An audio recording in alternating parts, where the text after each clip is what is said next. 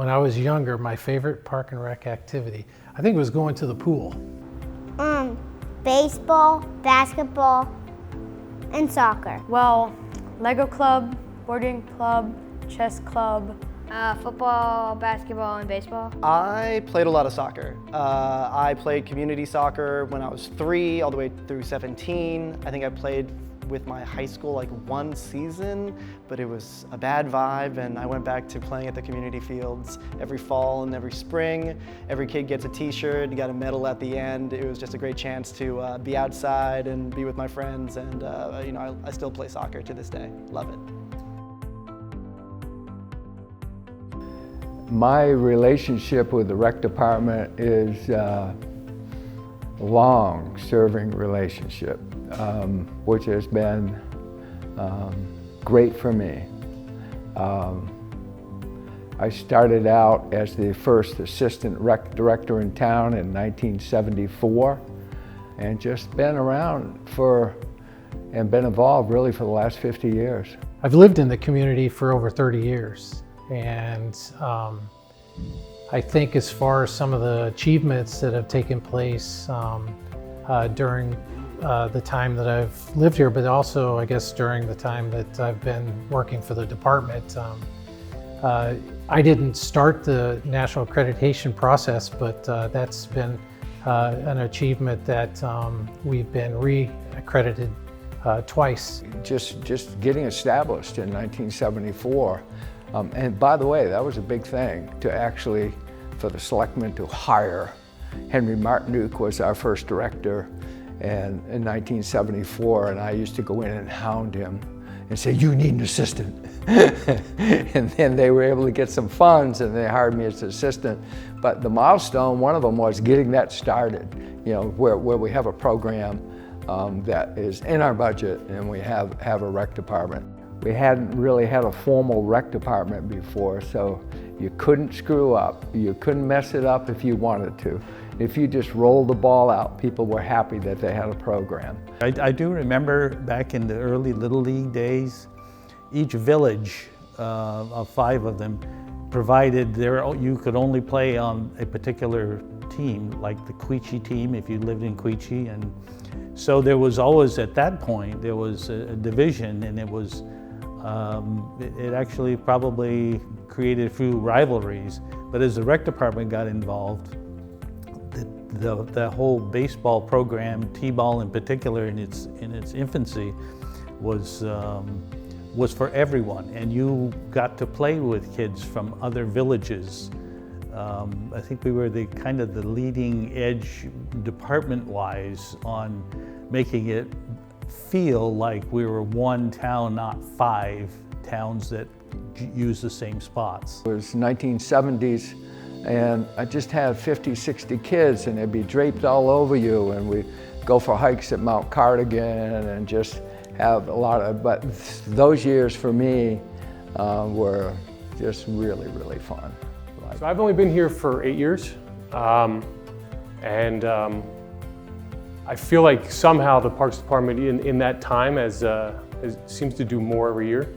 I think a big example, there was no pool, outdoor pool when we got here. And not only did they get that up and running, they have activities out of there. I think activities through Parks and Rec have really helped bring the community together in Hartford. I joined the department in the midst of COVID when getting together was so difficult, and the ability for folks to still come together, albeit spaced out at summer camp and at trunk or treat and at all these after schools, it gave folks a sense of normalcy when it was being ripped away from them. And even outside the context of a pandemic, it's a great place for the generations to come together. I think they offer a lot of different things for a lot of different people, and I think it's like good because like instead of just like sitting home and like staying inside, people like kids actually like go out and do some fun stuff that they enjoy, and most of the clubs like Lego and D&D just let you be creative and have fun. If there wasn't Hartford Parks and Rec activities, you'd probably just be sitting at your house all day after school watching TV and doing nothing. You know, a variety of those events that bring all walks of life into your parks. It's a function of community that organized events, even though they might be organized, they're free to come to, or a nominal fee or whatever it might be, but it's an opportunity to get together, to meet with neighbors, to recreate and have fun with you know, kids that go to the school with you, or as well as folks that maybe don't see each other that much. It provides an opportunity for community engagement and an opportunity to get together as a community and celebrate what we're all about. There are a few places where you can get kids and adults and older folks all doing the same things. We've gotten kayak trips with everyone out on the same river, out on the same water. When we do archery, we can have 8-year-olds next to, you know, their dads, and they're both struggling to hit the bullseye. It offers those experiences that cross all those boundaries. So we went to the catfish pond, and then we caught a huge fish like this big, and it was catfish. When we went ice fishing, I caught like this big of a northern pike. It's great to be able to look back. I mean, there's so many things, but it's great, first of all, to be acknowledging the 50 years, and for Scott and the rec department to be doing something that can document that and things that have happened is cool. But it means a lot to me. I think in the future, I'd hope that we continue to work on the ethos of something for everybody, which is one of the favorite things about Parks and Rec. I think it's part of the National Parks and Rec Association. We have something for everybody. I want to make sure that we have spaces that are radically inclusive, that we have places that are safe and supportive for our brown, our queer, and our disabled citizens. That we have playgrounds that are fun and dynamic and challenging. That we have a wide variety of activities that allows kids to be engaged no matter what they're interested in. And that we're able to continue offering opportunities for people throughout their lifespan. I'm really proud to be a part of a town that takes its Parks and Rec department as serious and have one that is as productive as the one of Hartford. So it really helps instill a sense of community pride for me.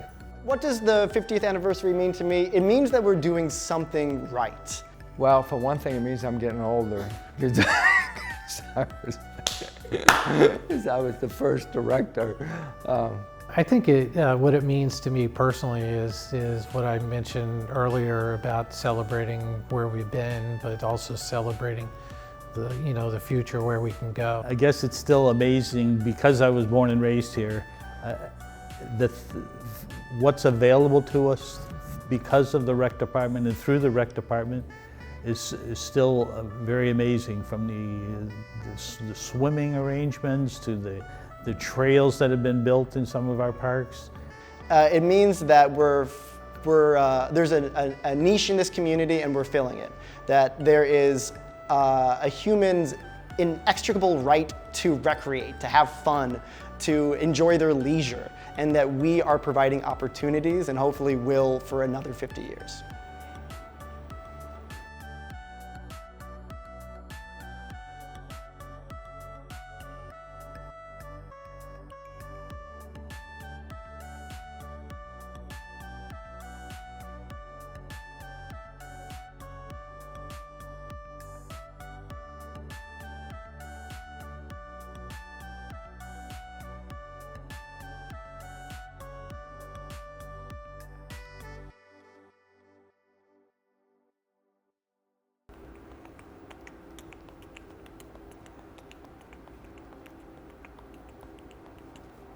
Are you cutting this out or no?